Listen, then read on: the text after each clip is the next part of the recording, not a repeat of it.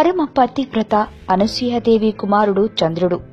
మంచి గుణాలతో కనిపించిన చంద్రుడిని తన అల్లుడిగా చేసుకోవాలనుకుంటాడు దక్షుడు.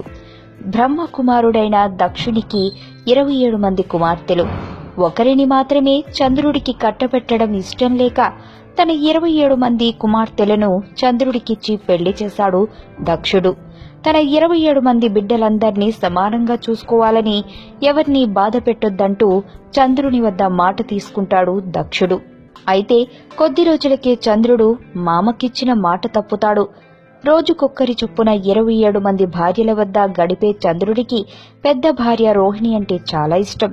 దీని కారణంగా మిగతా 26 మందిని సరిగ్గా పట్టించుకునేవాడు కాదంట చంద్రుడు. ఇదే విషయాన్ని దక్షుడి 26 మంది కూతుళ్లు తండ్రికి ఫిర్యాదు చేశారంట.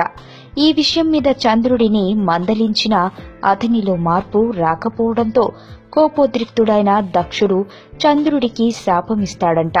దినదినం నీ వెలుగు తగ్గిపోతూ చివరికి అంతమవుతావంటూ శాపమిస్తాడంట. దీంతో ఏం చెయ్యాలో పాలుపోని చంద్రుడు శాప విమోచనం ప్రసాదించమని ప్రాధేయపడతాడంట. అయినా దక్షుడు ససేమిరా అనడంతో ముల్లోకాల్లో ఉన్న దేవతల వద్దకు వెడతాడు చంద్రుడు.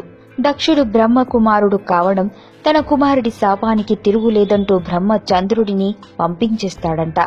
విష్ణుమూర్తి వద్దకు పరుగులు తీసిన చంద్రుడికి అక్కడ భంగపాటే ఏర్పడుతుంది. దీంతో చివరి ప్రయత్నంగా శివుడి వద్దకు వెళతాడంట చంద్రుడు. అసలే భోళాశంకరుడు, తమ భక్తులకు ఎలాంటి వరాలిచ్చేందుకైనా సిద్ధమయ్యే భగవంతుడు. ఇంకేముంది, చంద్రుడి మొర వినగానే కరిగిపోతాడంట. అయితే దక్షుడి శాపంలో అర్థం ఉండటం, ఒకరి మోజులోని లోకాన్ని మరిచిపోవడం కారణంగా శాపం తప్పదని చెబుతాడంట శివుడు.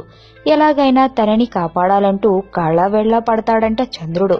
దీంతో మధ్య మార్గంలో ఓ ఉపాయం ఆలోచించి శివుడు లోక కళ్యాణార్థం నీ వెలుగు తప్పనిసరి కనుక పక్షం రోజులు క్షీణించి తిరిగి పక్షం రోజులు నీ వెలుగు నువ్వు పెరుగుతావని ఆశీర్వదిస్తాడు శివుడు. అందుకు భక్తిగా తనను తాను శివుడికి సమర్పించుకుంటాడంట చంద్రుడు. మీ సిగలో చోటిస్తే లోక కళ్యాణం కోసం పాటుపడతానంటూ చెబుతాడంట. అందుకు సరేనన్న శివుడు చంద్రుడిని సిగలో ధరించి చంద్రశేఖరుడిగా మారాడు.